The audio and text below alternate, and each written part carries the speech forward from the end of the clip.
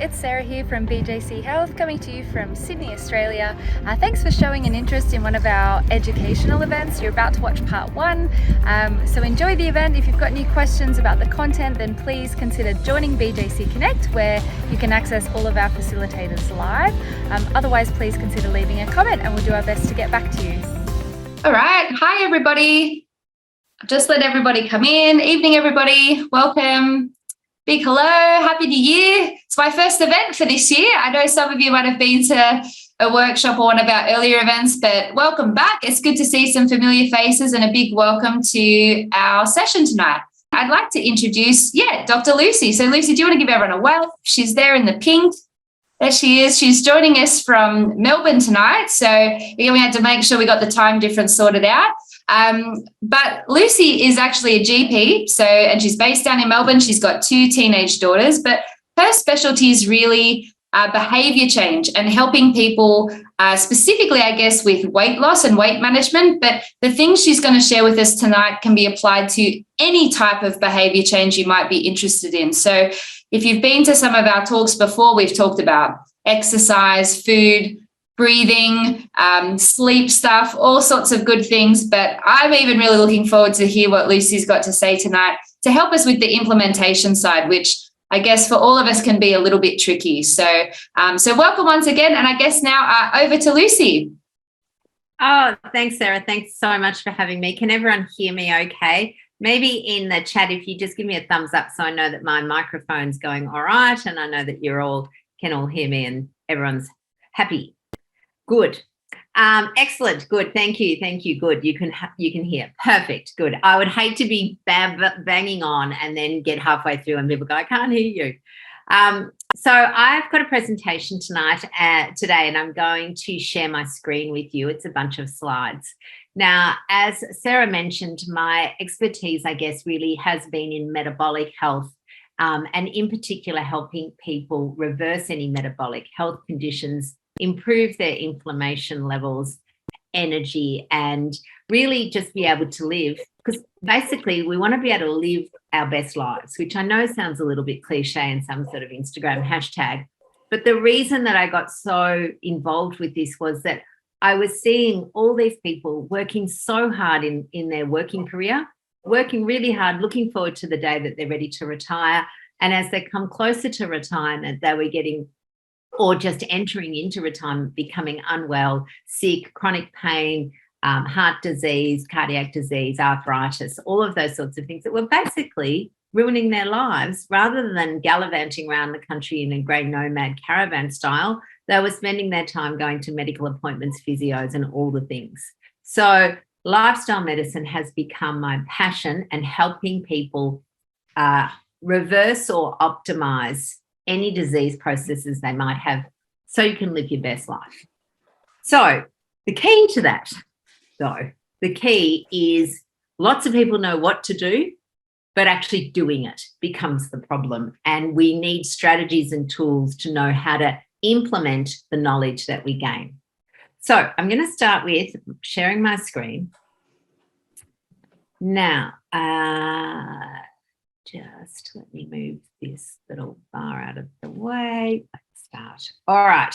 So I have got a bit of a picture of a wagon, because most people will relate to that phrase of falling off the wagon. So that can be for anything. It doesn't have to be about alcohol. It doesn't have to be about eating programs. You might have decided to do a program where you're going to walk every day, and then you found you've stopped, and we could call that falling off the wagon. So as a little background, this is my background. I am, as Sarah said, a GP, but I'm also a lifestyle medicine physician, and in fact have now a FASLM, so a fellowship with the Lifestyle Medicine Association. I have level 2 focused psychological strategy training, and as well, I do medical hypnosis, which is incredibly powerful. I have co-founded a business with my beautiful colleague, who you'll see on the next page, called Mary, and we run online health and weight loss programs. I am intensely interested in both metabolic health, but the psychological factors that affect health. And that's us. So Mary is the brunette. I'm obviously the blonde. And you can see that one of our passions is really focusing on the concept of real food.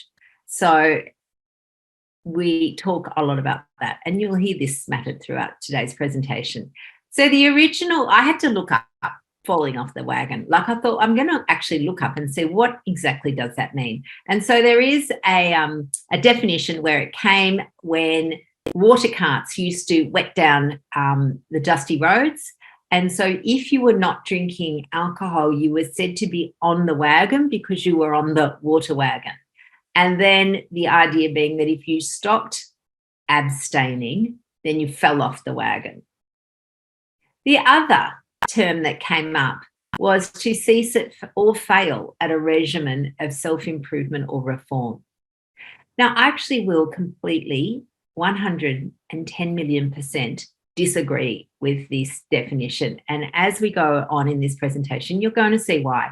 Because change behaviour is not linear. It's not one or the other. It's not black or white. You're not on the wagon or off the wagon. There is an immense amount of science around behavioural change. And my favourite thing to do is to transfer or transpose the science language into easy to understand language. So if we look at the wheel, I call it a wheel of change. And I like to divide my wheel into little bits of pie. Now, I'm really rubbish at drawing and really rubbish at graphics, but this is what I put together. So you're a person and you're in this stage of change. Now, this is where you are far away from where you want to be. So let's say there's something that you kind of know you should be doing. Maybe it's stopping smoking. Maybe it's going swimming 4 days a week. Maybe it's eating well. When you're far away from this change, you don't care about it. You don't want to know about it. You're happy. And I hear this all the time. I'm happy smoking. I don't want to know about it. And if anyone sort of has a go or suggests that maybe you should stop or change, you get really defensive. Your brain is very, very happy in this place. Your body, often not. Often not. This goes for anything. As I said, gambling, drinking, eating, smoking. In behavioural science terms, it's called pre-contemplation, which is a little bit of a rubbish word because nobody uses this in a sentence. And the only time I use this in a sentence is when I'm doing this presentation. So pre-contemplation describes the time before you're even thinking about change. But in actual fact, the reason that we stay here, the reason that we're in this little bit of the pie is that it's very safe for our brain. Our brain doesn't have to do anything. It doesn't have to venture into something that it might be a bit scared of. It might be thinking it's all going to be a bit hard. So if we just pretend the problem doesn't exist, then we can gallivant along on our merry way. So I call it denial. And it's really where all the damage happens. So for many of you, if you've ever lost weight and then started to regain it all, and you don't want to get on the scales, that's the same thing. You don't want to know because the idea that you would then have to do something about it feels very, very hard. But I liken it to this. This is what's happening when you're hiding. You think you're hiding, but you're not. This is where the damage is occurring. So I will often talk to people about this spot, and this is where it's tricky because if you push too hard, basically you retreat further into your denial because it feels unsafe. Usually what happens though is that there is some form of trigger. So there might be something like, let's say if you're a smoker, you might get a diagnosis of emphysema and the doctor says, you know what, we really have to do something. And you finally go, all right, that's just a bridge too far. If it's, let's say it's alcohol, you might finally decide that you've had a few too many times and you've fallen over in front of everybody and that's just enough. You've had enough. For some people, it's a number on the scales. If they're looking at weight, they suddenly go, right, I always said I'll never go past this number and here I am. So there's always a trigger. And the trigger moves us into contemplation, which makes sense, except that contemplation to me sounds very benign. And I would use this, if I was in a sentence, I would use this with, I'm contemplating a nap on the couch today. Or I'm contemplating a glass of lemonade while playing croquet. It sounds sort of posh. However, when we're talking about behavior change, it actually doesn't always feel very posh at all. In fact, it can feel quite hard. And particularly if you've tried a few times to change something about your behavior and you kind of go, I can't believe I'm back here again, you can actually feel really terrible about yourself. There can actually be a lot of guilt and a lot of self-loathing. And for a lot of people, it can feel like failure, particularly, as I said, if you've had a couple of cracks at stopping smoking or stopping drinking or changing your food and losing weight or gambling, any of them, you can feel really bad. So I don't call it contemplation. We call it purgatory because it does often feel like hell on earth in this spot. Now, this is the problem. If you're in purgatory, you don't want to stay there because it feels awful. So then what happens is that people will either move forward out of purgatory, which is where we want them to go, or they run back to denial. And so I spend a lot of time talking to people about, all right, what can we do to move on to the next phase? Your brain's telling you it's too hard. I don't want to. I don't know how I'm going to do it. I don't know how I'm going to stop drinking. Oh, I don't know how I'm going to give up smoking. Or I don't know how I'm going to change my diet and stop eating a bowl of ice cream every night on the couch. And your brain will tell you that you can't do it. But this is what I say to you, is that you're actually miserable. You're miserable in purgatory. It is awful. It is the most terrible place in the world. So therefore, moving forward will not be any worse than where you are. In fact, as we know, it is highly likely to be better. And I really implore people, be brave. Don't go back to hiding. That is where the damage occurs. Now, the thing is that people need to know which phase they're in. Because if you're in hiding, someone comes along and tells you, you need to stop smoking, here's how you do it, and they start giving you all the instructions on how you're going to do it, your brain is going to go, get lost. I don't want to hear it. And I'm sure if you've ever tried to help somebody, maybe a family member, a partner, to do something that you know is good for them, and they know deep down is good for them, but they're not ready, you usually met with fairly aggressive defense mechanisms. So we do it very, very gently. Preparation, though, and I'm sure you all know this bit. Again, it's a wonderful phase. You suddenly decide that you're going to do something. You know what? I am going to give up smoking. And so you go and you throw out all your cigarettes and you get rid of the ashtrays and you download the Quit app and you start planning for it. It's a very lovely phase. Your brain is very happy. Your body's not actually happy because you haven't actually done anything yet. You're getting ready. But it feels very positive. And what it is very hopeful. So I love this bit. This is a wonderful bit.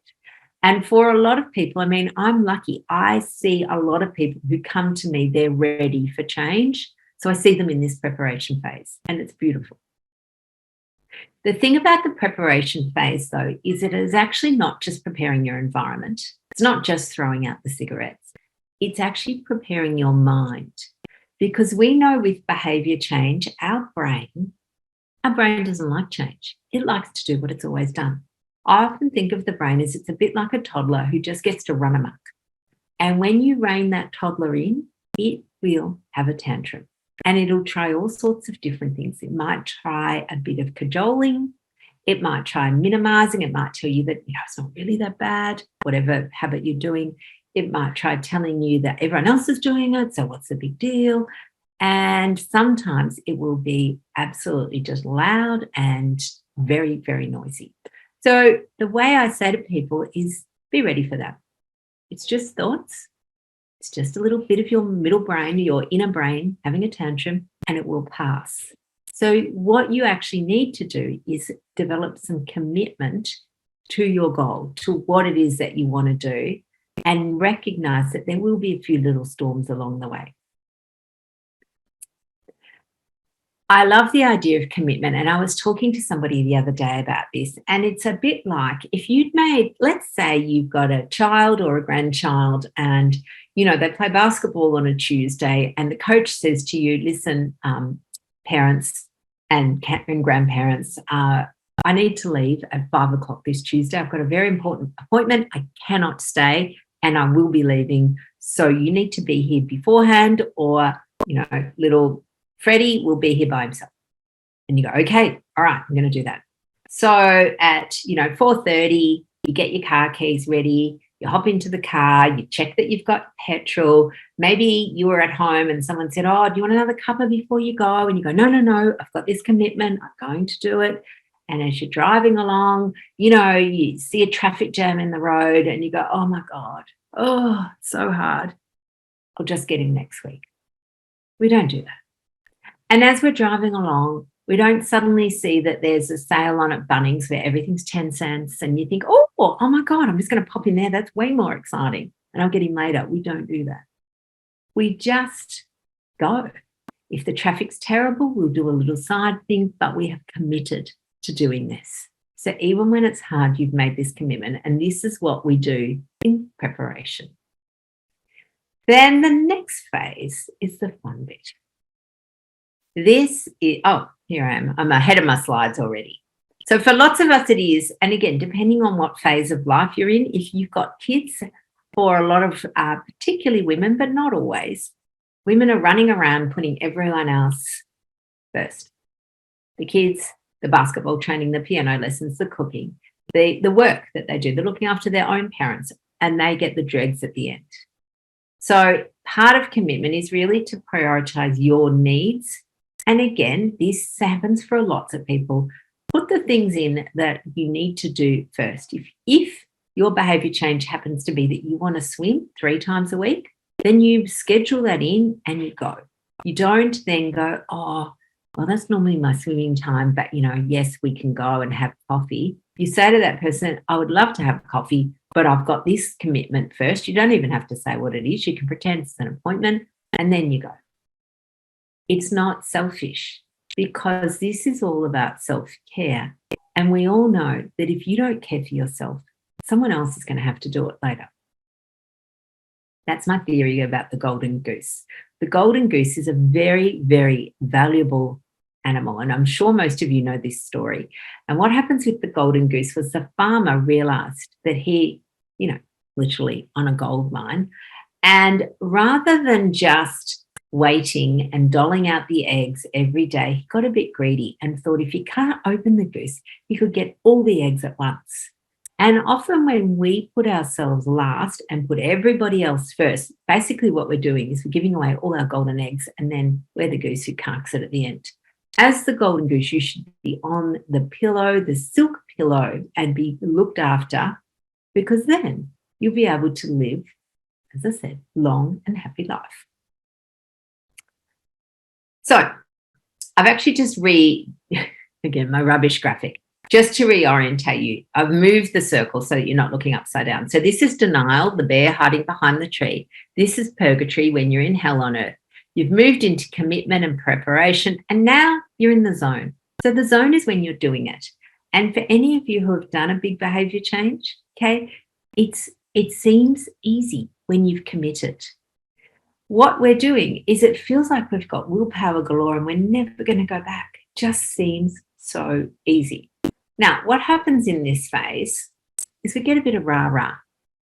So again, I'm obviously focusing on, for a lot of people, on weight management, and people will say to them, oh my God, Cheryl, you look great. What have you been doing? And they'll ask, and other people, you'll get on the scales and the numbers will go down, or you might have looser clothes. I call this rah-rah because none of this lasts, okay? And it's the same as smoking. So let's say you're a smoker and you've done all of this, you've been in purgatory, you're now in preparation, you've got rid of all the cigarettes and now you're doing it. And you told people, you've set a quit date, you're quitting, you go to a barbecue and everyone says to you, Bob, how many days? And you're going 20, and they're giving you a clap and they're asking you how much money you've saved on your app and all this sort of stuff. It's all very, very exciting. But people don't do that forever. So what we need to do is not rely on this external validation of our changes. It needs to be our inner being. Our internal drive is what we need to do for long-lasting change. Now, again, in weight management, a lot of people have this concept that they get to a goal weight. You've all heard this. And then you stop. And a lot of people just go back to doing what they used to do. But it's not the end. It is absolutely not the end. It's more like the idea of smoking. Again, you don't decide that you're going to give up smoking for 100 days and you get to that 100 days and suddenly you start again. But that's not helpful. So then in all behaviour change, we have what is called the maintenance phase. Well, the maintenance phase is interesting. It's not actually that much different to the zone. The thing that is different is there's no rah-rah. So again, if we use Bob as our smoking example, he's given up smoking. He's had the chat with all his mates at the barbecue. He saved, $300 and everyone's happy. A couple of years down the track, no one's asking Bob how much money he's saved. No one gives a flying fat one about whether he's smoking or not. It's just accepted that Bob no longer smokes. In fact, Bob is now an ex-smoker. It's the same if you've lost weight and maintain that loss, no one's cheering you on a couple of years down the track. So I lost 30 kilos. And at the first time, everyone goes, oh my God, you're amazing. No one, now it's just, no one says anything. Like 5 years down the track, it's just who I am. In the maintenance, it is the same as the zone, but without the rah-rah. But what happens is that sometimes people struggle. And again, if you've ever done anything, if you've given up drinking, given up cigarettes, changed your food, stopped gambling, any of those things, you can slip in maintenance mode. And part of it is it can feel a little boring. Back here, it was exciting. It was new. It was amazing. You felt better. Everyone was telling you. You had so much external validation, and now you have nothing. And what happens is sometimes people skirt the line a bit. So again, if you're a smoker, what will happen is sometimes people will just have one smoke and then go, oh, I'm just going to have one. And then they might get away with it. And then they go, oh, well, that was all right. I had one and nothing happened. Like I didn't suddenly start smoking. And so a few weeks later, have another one. A few weeks later, maybe have two. And all of a sudden, it's back in. I call that's like standing in front of a fire in a nylon 90. You might get away with it once, you might get away with it twice, but you will never get away with it all the time. Something will catch on fire.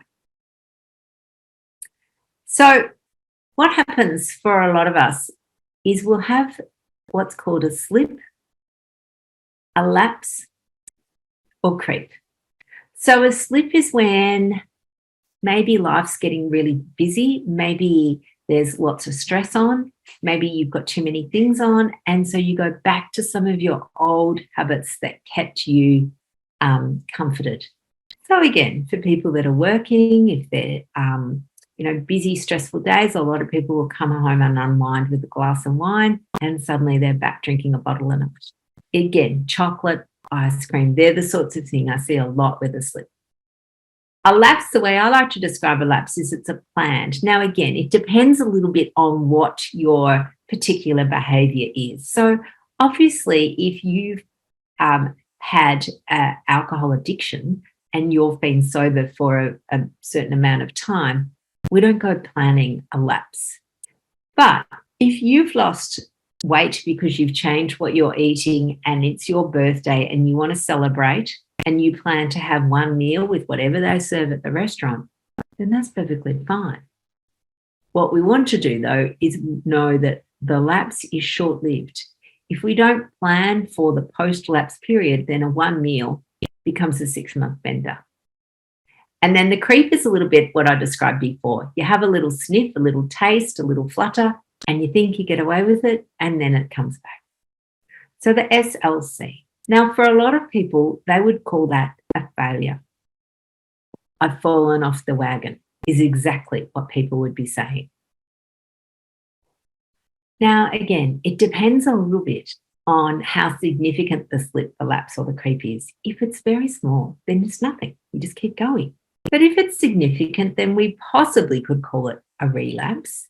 And the way I like to manage this is recognizing that it's quite normal. Okay, so for a lot of the time when we're trying to change a behavior, we've been conditioned to believe it has to be perfect. So the walk that you do every day has to be perfect. And then if you miss a couple of days, you just stop completely. If you've been, and again, traditionally, particularly women have been conditioned to diet and do diet culture, and the diet had to be perfect. Well, that's really unhelpful thinking. It's not our fault we think like that. We've been taught it. And as an expert, queen of dieting, lifetime member of Weight Watchers, and done every single other diet known to man and woman, I can tell you I understand that completely, that perfectionism. But what if we were to actually recognize that when we do get overwhelmed or when we do get stressed, our good habits can lapse a bit? What if we were to actually recognize that this is normal? And in times of stress and distress, we will revert to old tools and old patterns to self-soothe. This is normal. Welcome to normal. So rather than being scared or worried or seeing it as a sign of failure, and particularly going back to the idea that if you're in purgatory, your brain is going to tell you that whatever you want to do now is too hard because, you might fail. Well, what if we go, okay, well, the chances are I'm not going to be perfect. In fact, not even are the chances. It's impossible to be perfect. So therefore, I'm not going to be perfect. So therefore, I am actually going to fail if we're using the traditional word of failure. And so what if we were just going to go, okay, that will happen, but I've got a plan for when it happens. So we're going to anticipate it. We're going to know that it'll happen, and we're actually just going to normalize it. And then what we're going to do when we have an SLC, a slip, a lapse, or a creep, is I use a different SLC. So then we do self-reflection, we do some learning, and we do it with compassion. So again, if you've found that you wanted to stop drinking and you've come home and it's been terrible, you ran over a cat, you hardly had any sleep, and someone offered you a glass of beer or wine, you just had it. Okay, well, what we would normally do in the past is we'd get mad with ourselves and say, you just got to do better, you're hopeless, you're weak, this is useless. That sort of self-reflection is really unhelpful to us. It just drives us into hiding. So what we want to do is to be able to go, okay, I see what happened. Wasn't what I want to do. It's not how I want to live long term, but what could I do differently next time? Or what could I do to recognize it? Or what could I do if indeed you want to do anything differently? Maybe you're happy with that decision. It's entirely up to you. As I always say to people, you are the boss of you. You get to decide what you want to do. But what we need to do is know ourselves very well. So you've just finished watching part 1 of one of our recent educational events. Hope you enjoyed the content. If you'd like to access part 2, then you need to sign up for BJC Connect. It's a free platform where you can access not just the recordings of past events, but also access a whole range of upcoming future events and access our team of facilitators live. All of the details that you need to join BJC Connect are now flashing up on your screen. Otherwise, like our stuff, subscribe if you'd like to see more information from BJC Health. Look forward to seeing you in an event soon.